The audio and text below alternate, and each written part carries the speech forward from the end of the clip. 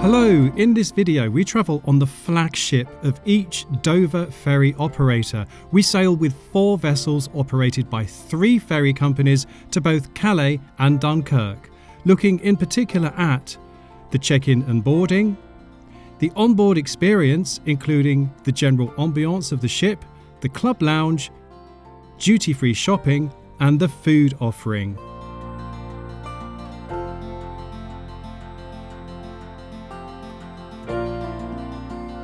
As an ex-seafarer myself, I'll also talk a little bit about where each ship is registered. We'll also look at how dogs travel and finally the price I paid and how to book. Most of all, did we arrive at our destination port feeling relaxed and ready to drive, or stressed and ready to flop? Now, Eurotunnel is undoubtedly the most efficient and the highest frequency way to get across the English Channel, and it's great if you are travelling with a pet, if you have limited mobility, or if you are simply in a hurry because you stay in the car. But it does offer a quite perfunctory and Spartan experience. So how are the ferry operators fighting back? Are they elevating the onboard experience to make it more luxurious, more like a cruise? Or are they all involved in a race to the bottom? Let's find out. We'll start off with a crossing from Dover to Dunkirk with DFDS.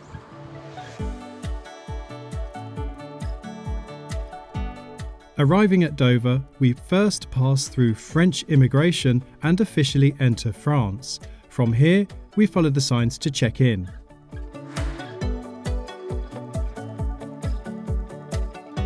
As you can see, there are no queues for the DFDS car check-in, and the agent who we dealt with was chatty, friendly and helpful. Thank you. All right, lovely. Which lane are we? Lane 40, yeah. Cheers. Thank you. Bye. In all cases, you'll be given a hanger to put on your rear view mirror, which has details of your lane number. In this case, we want lane 40. At your lane, you just park up, and if you have time, which we didn't, you can visit the amenity building. The ship ended up arriving 30 minutes late, so we boarded a little late ourselves. The Dover to Dunkirk crossing is the only Dover crossing where all 3 ships are pretty much identical unless one is off the run, and offer a consistent experience no matter what time you sail. Today we are sailing on the Dunkirk Seaways, sister ship to the Dover Seaways and Delft Seaways. The vessels were built by Samsung in South Korea in 2005 to 2006 and have had extensive makeovers since 2016. At a gross tonnage of 34,500 tonnes, they can each carry up to 1,000 passengers. Their car decks boast 2,000 metres of lanes, which can accommodate 200 cars and up to 120 freight vehicles. The DFDS vessels to Dunkirk are the only ferries operating out of Dover that are registered to the UK under the British flag. We'll talk more about that later in the video. Once you've parked, it is essential to make a note of the nearest stairway and your deck. These vessels are huge, with 3 vehicle decks and multiple stairways. There are lifts available for those who need to use them. Dogs have to travel in the car on the car deck, which is less than ideal when surrounded by screaming car alarms.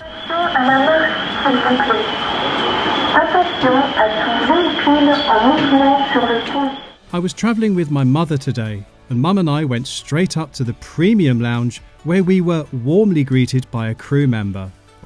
But if you're expecting something like a business class lounge in an airport, prepare to be hugely disappointed. We entered to find the lounge to be anything but premium. It was very busy and very noisy, with kids watching cartoons on devices competing with the TVs that were around the room. The premium lounge is set up for families sprawling on sofas, not for individual travellers or couples. It was so busy, it was challenging for me to film because of respecting people's privacy, although I managed to sneak some footage towards the end of the trip. There is nowhere to work in here. There are a couple of small tables but no desks, and there are no dedicated power outlets to charge your devices. One gentleman ended up having to leave his phone charging on the floor. The food and drink offered is included in the £12 supplement, and I was delighted to see that not only was decaf breakfast tea available, but soya milk to go with it too. There's a bean-to-cup coffee machine if you want a caffeine fix, as well as pastries, macarons, biscuits, fruit and crisps. Soft drinks are also available, and after departure each adult is offered a glass of Prosecco. The crew member in charge of the lounge was friendly and attentive, and she kept everything stocked up. Apart from the crowded and noisy lounge, the rest of the ship was actually more relaxed.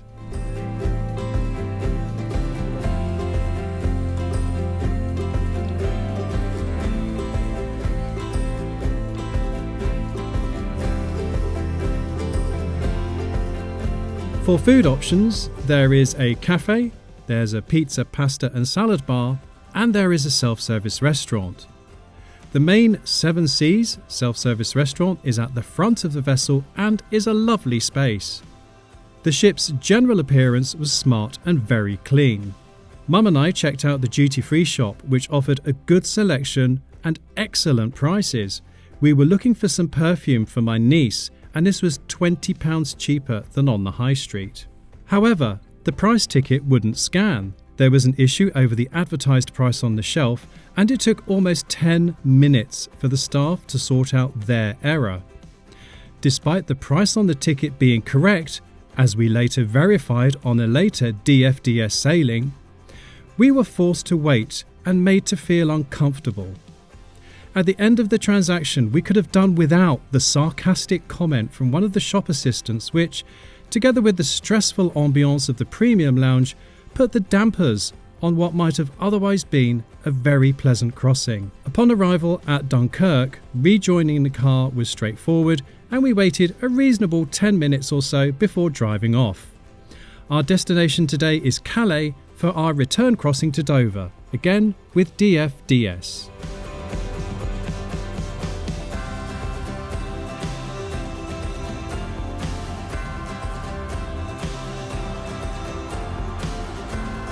Unlike Dover, where you go through passport control before check-in, in Calais you check in before passport control. And unlike the friendly agent at Dover, the agent here in Calais was sullen and was either having a bad day or she just didn't like her job. There was no explanation or anything, so if this is your first time at Calais and you're unfortunate enough to be greeted by someone like that, take a look at your hangar and you'll see which lane you need to aim for. In this case, lane 1125.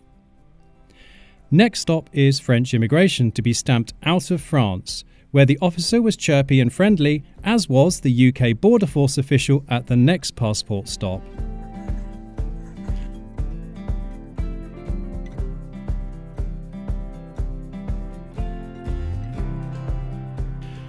In Calais, as well as in Dunkirk, DFDS have their own huge duty-free stores that you can browse while waiting to board your ferry.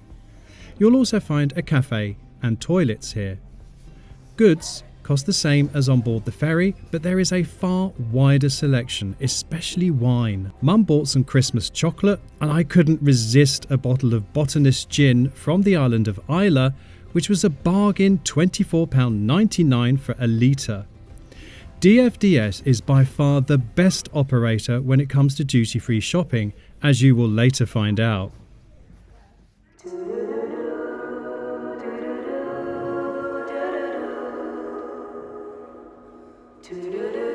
Soon it's time to board the DFDS Côte d'Opale.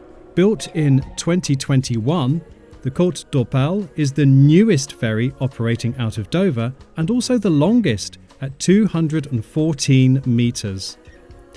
Weighing in at 40,331 tonnes, her garage decks offer a mind-blowing 3,100 metres of lanes. That's just shy of 2 miles of vehicle lanes. She can carry up to 1,000 passengers. Her registered home port is Le Havre, and like all DFDS ferries between Dover and Calais, she sails under the French flag.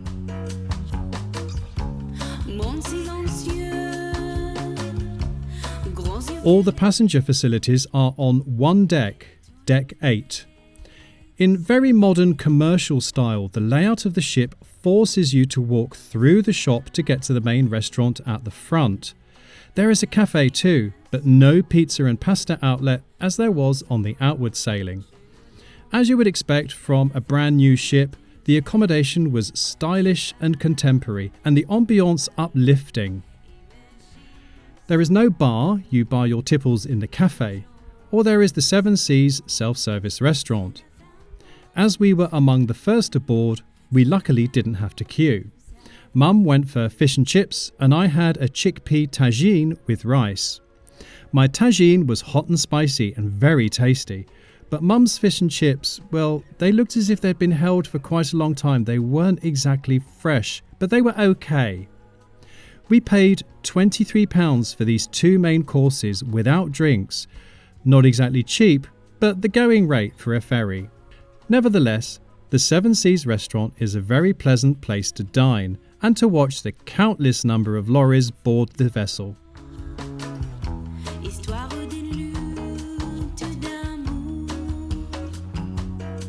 After returning our trays, we walked back through the shop, and I noticed that the queue for the tills was blocking half of the available walkway, and even the crew member at the information desk was flogging booze and fags, meaning you'd have to queue and wait if you wanted to ask a simple question.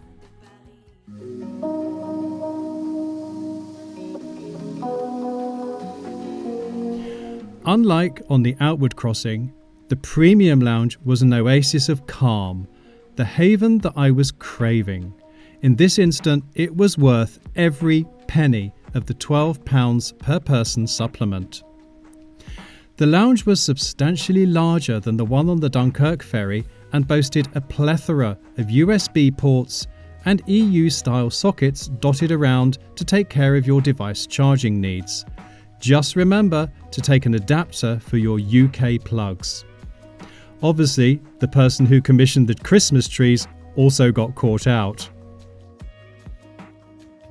The good food and beverage offering and the lack of anywhere to sit and work were the same as on the previous ferry.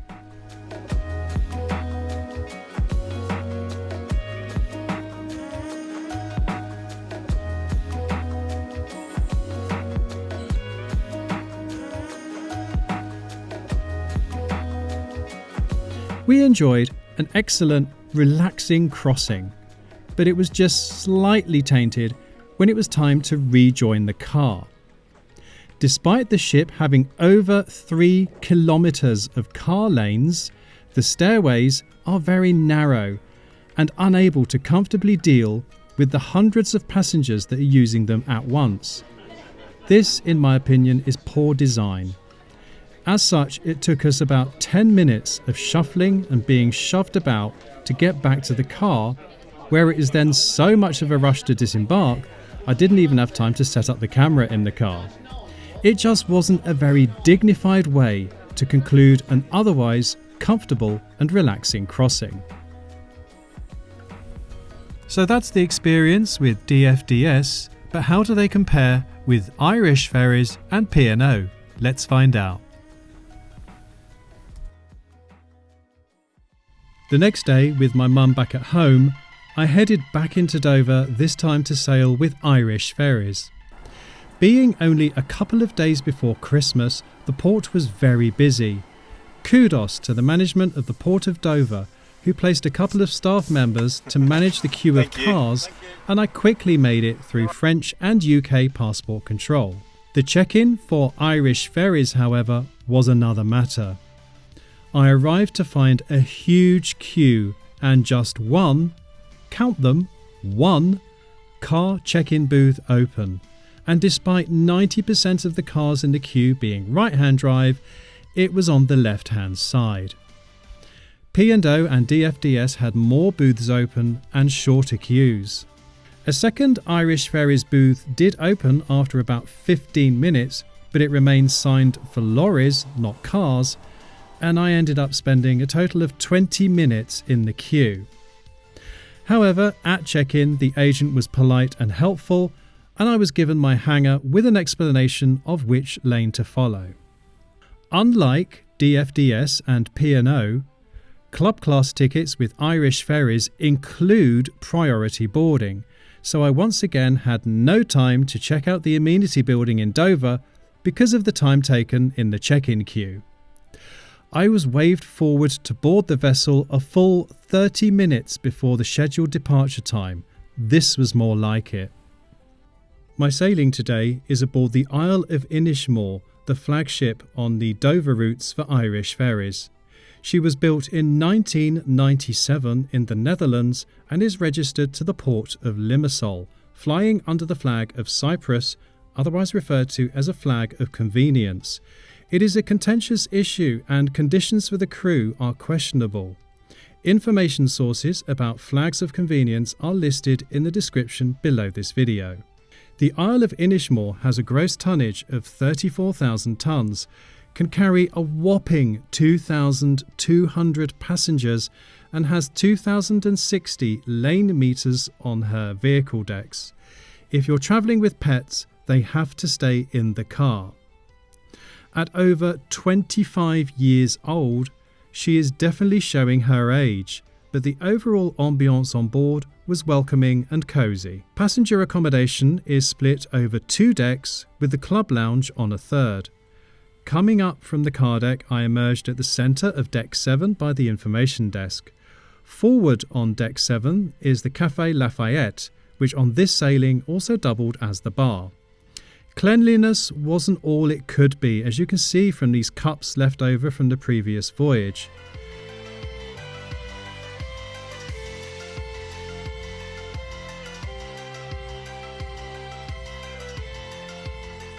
Towards the aft end of deck 7 is the pub, but as you can see, this is closed today.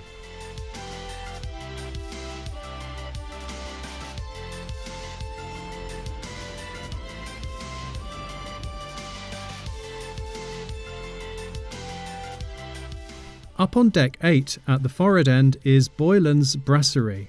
Don't be fooled by the posh name. It's a self-service cafeteria, but with an upmarket seating area.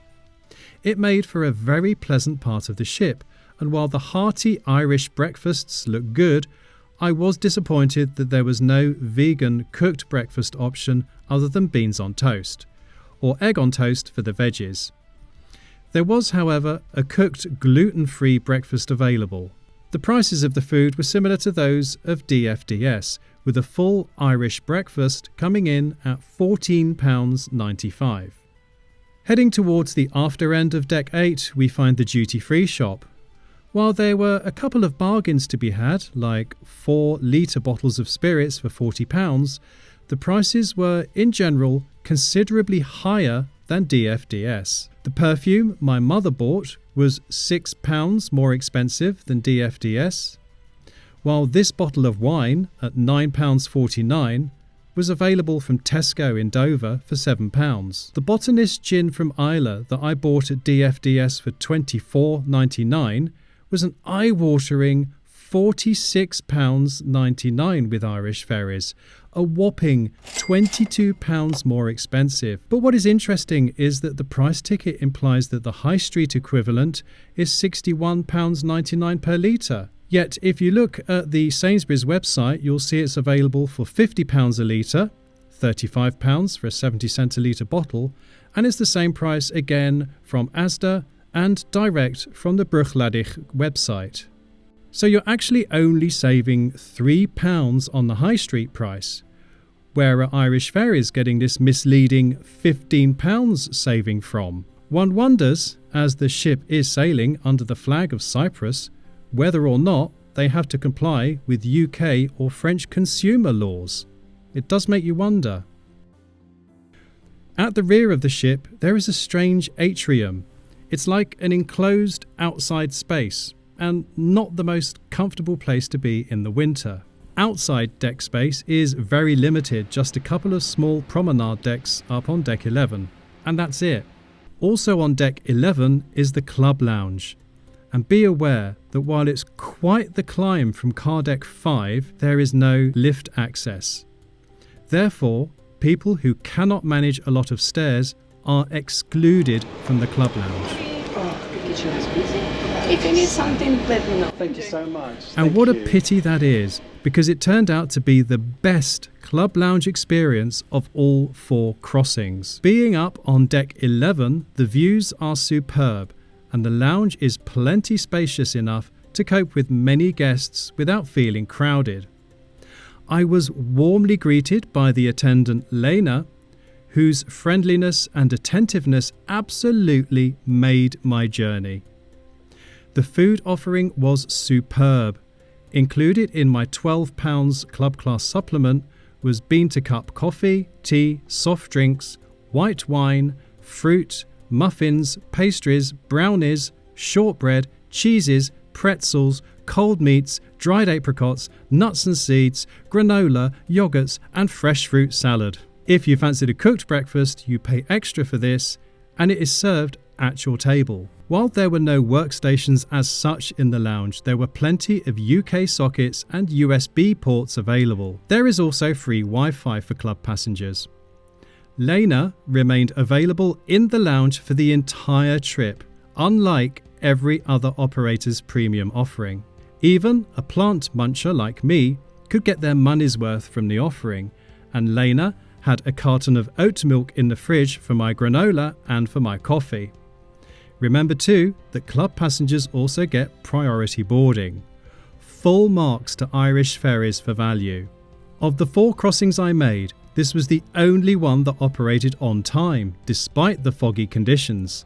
Yes, the ship is old, yes, it's flying a flag of convenience, but honestly, of the 4 crossings I made, this was, overall, the most enjoyable.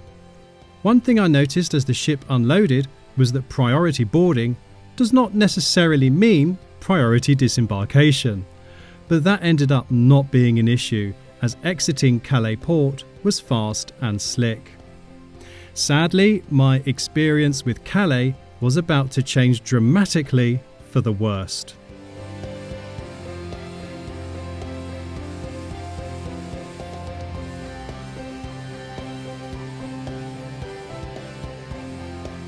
Having turned around, I headed back to Calais port to check in for my P&O sailing.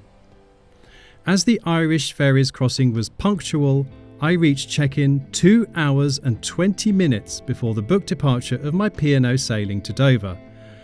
This was just as well. Check-in with P&O was smooth and the agent extremely polite and friendly, the polar opposite to the grumpy DFDS agent last time I was here. Merci, bonne fête à vous aussi. Merci. Au revoir. Au revoir. But the queue for French passport control? Oh, my rechtse hanig. Oh my word, with only 2 booths open, it was a stressful 35-minute queue, swearing at all the Germans who kept pushing in. Of course, when a 3rd booth opened later, I was unable to access it. UK border force controls didn't seem too bad, but a combination of a delay processing the card directly in front of me, followed by a computer glitch once I arrived at the booth, saw me spending another 30 minutes in this queue. Thank goodness I had not trusted the 45-minute minimum check-in time, or I would have missed my ferry. I eventually arrived at the car lanes 1 hour and 15 minutes after checking in. The misery continued, as P&O do not lay on an amenity and a shop building like DFDS, so there is nothing to do but sit in your car or pop to the perfunctory toilet.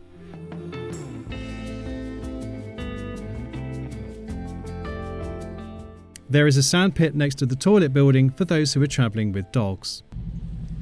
And I'm sitting here freezing because if I put my heater on, I get this guy's diesel fumes in the cabin.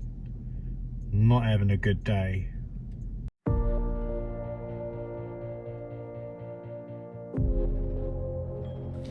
After sitting for over an hour on the car park, unable to see the one information board because I was too far away from it, we started boarding at what should have been departure time. Our last ship of the video is the P&O Spirit of France. Built in 2011 in Finland, the Spirit of France, along with her sister ship Spirit of Britain, are the largest in the English Channel at 49,000 tonnes. She can carry 2,000 passengers and has 2,700 lane metres, which can accommodate over 1,000 cars. Like the Irish Ferries vessels, she is registered in Limassol and flies under the flag of Cyprus. Dubai-based P&O's track record of both safety and employee relations is considered by many to be an absolute disaster. Recently, in 2022, after the mass sackings of the workforce by video message, one P&O vessel subsequently failed its Marine and Coast Guard Agency safety examination 3 times before eventually getting its safety ticket. Nevertheless, I boarded the Spirit of France with an open mind and high expectations, especially as entry to the club lounge on P&O is £24. That's twice the price of Irish Ferries and DFDS. First impressions of the club lounge as we sat in port were excellent. For a start, it's huge. There appeared to be a wide selection of food and drink available, as well as the usual bean-to-cup coffee, tea, soft drinks, pastries, crisps, etc. P&O justify the price of their club lounge offering with the offer of hot food and alcohol all included in the price. Of course, if you're driving, there is little point in the offer of a G&T, but I was curious to see what the hot food offer was like. I was also delighted to see a proper space to work, featuring desks, power outlets, and even USB-C power delivery sockets.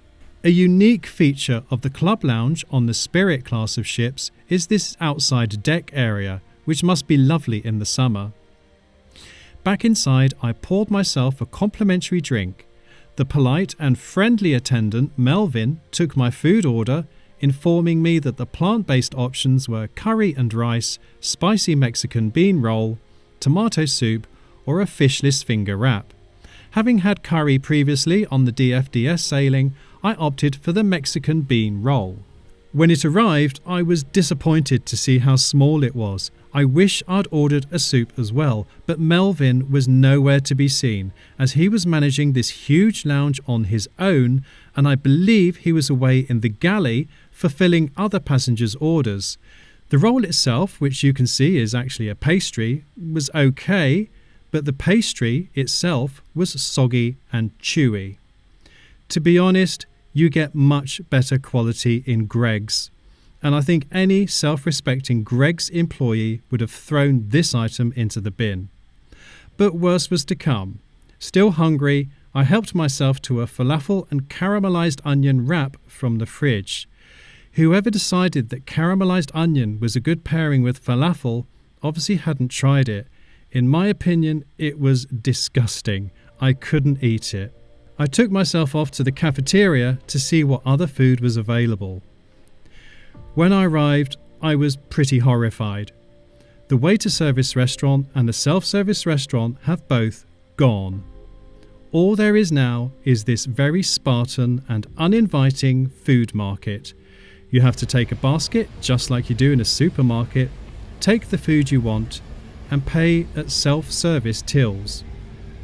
The only hot food on offer was the same as that available in the club lounge. And as you can see, my Mexican roll had a value of just £2.50. Well, that's hardly worth the £24 club class supplement, is it? There was no menu on display, and there was absolutely nobody about. I later inquired at the information office where I could purchase something like fish and chips, and was told that this is in fact available from the food market. You just have to find somebody and ask them. The lack of proper menu, the lack of staff, the lack of servery, and the lack of choice puts P&O at the very bottom of the barrel when it comes to food options on board. It was pretty depressing.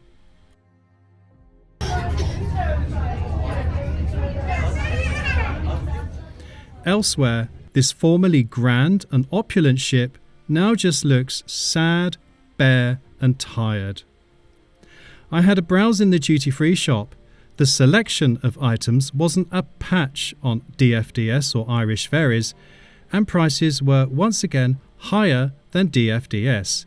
This Dunkerque at £14.09 was £12.99 on DFDS, and there was no botanist gin to make a comparison there. Back in the club lounge, now that the ship was underway, the vibration was intrusive and anything but relaxing. So while the P&O Club Lounge is very nice, the vibration is something else. We're right at the back of the ship, over the engines, and you can hear the vibration going on from the glasses, etc., and you can feel it through the floor. Not the most relaxing place to put a club lounge. P&O's saving grace is its new initiative, the Pet Lounge. At the moment, P&O is the only Dover Ferry operator that allows you to travel with your pets rather than leave them in the car. But you are supposed to pay the supplement for the Pet Lounge. That supplement is £6 per person plus £6 per pet. For that you get tea, coffee, water and an exclusive lounge with sockets and USB ports and access to an outside pet area. This is a fantastic initiative and is something that I've been banging on about for years, although it is worth noting that my local ferry operator, Caledonian McBrain, does not charge for using pet lounges on its ferries. I did notice on this crossing that one family had opted not to pay the pet lounge surcharge and had hidden a dog under their table in a regular passenger space, but as I did not see one single member of staff cleaning or patrolling the lounges during the crossing, I guess this just went unchallenged. Overall, the P&O experience was one of crushing disappointment. It was the most expensive crossing, yet delivered the least in terms of value for money or customer experience. I drove off in a bad mood, feeling like I'd been mugged.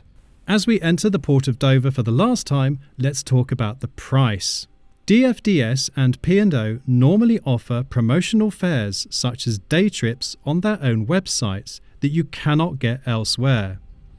As we travelled both ways with DFDS on the same day, we qualified for the day trip fare, which was £39 return with the car, plus an extra £12 per head for the premium lounge in each direction. This made a total of £87, but this fare cannot be compared with the others I paid as it is a promotion. The Irish Ferries and P&O crossings were single crossings, therefore I had to pay the full fare. However, where both operators will tell you that you get the best fares on their own websites, this is about as true as their claims about duty-free prices. I booked both my crossings through the Caravan and Motorhome Club, even though I didn't take the caravan. As you can see, Irish Ferries wanted £73 for the basic crossing, £85 including the £12 Club Class supplement, whereas the Caravan and Motorhome Club price was about 10% cheaper at £65.70, which ended up being £76.50 including Club Class. P&O is considerably more expensive. They quoted £82.60 on their site for the basic crossing, which would have been £106.60 including the £24 Club Class supplement. The Caravan and Motorhome Club quoted £75.60 for the basic crossing, and I paid £96.60 including Club Class. Sadly, I couldn't check the prices with the Camping and Caravanning Club as their website was having a bad day. So to sum up, in terms of overall experience, DFDS nails it. The British flagged Dunkirk ferry is the best ferry overall in terms of comfort and general ambiance, but the premium lounge is too small and we could have done without being made to feel uncomfortable by Prue and Trude in the duty-free shop. The French-flagged Calais Ferry has a far better premium lounge, but it does have the slight feel of a floating shopping mall. DFDS has a solid food offering on board, excellent shoreside facilities in Calais and Dunkirk, and is the best choice for duty-free shopping by a huge margin. Closely following DFDS in terms of customer experience is Cyprus-flagged Irish Ferries. Despite the old and tired vessels, the Irish Ferries Club Lounge offering is the best value by a long stretch, and like DFDS, Irish Ferries have a good hot food offering for all passengers. Winning the race to the bottom is P&O Ferries. Their Cyprus-flagged ships are sadly mere shadows of their former opulent selves. The food offering is terrible, and the only saving grace is the pet lounge for dog owners who don't want to leave their pets in the car. So there you have it, folks. I hope you enjoyed that, and I hope you found it useful. If you did, please do give this video a like, subscribe if you don't already, and also please do share it with your friends on social media. This video was completely self-financed and is impartial, so if you are feeling generous, do please buy us a coffee. I've got a link to our Buy Me a Coffee page in the description below this video to help us make more videos. But more importantly, please do just give us a like and subscribe to the channel. Thank you so much for watching. It just leaves me to say, from Dougal and from me, thanks for tuning in. There, what do you reckon, Dougal? Did you enjoy that? Well, I know you couldn't come, but it's all that animal health certificate business thing, you know?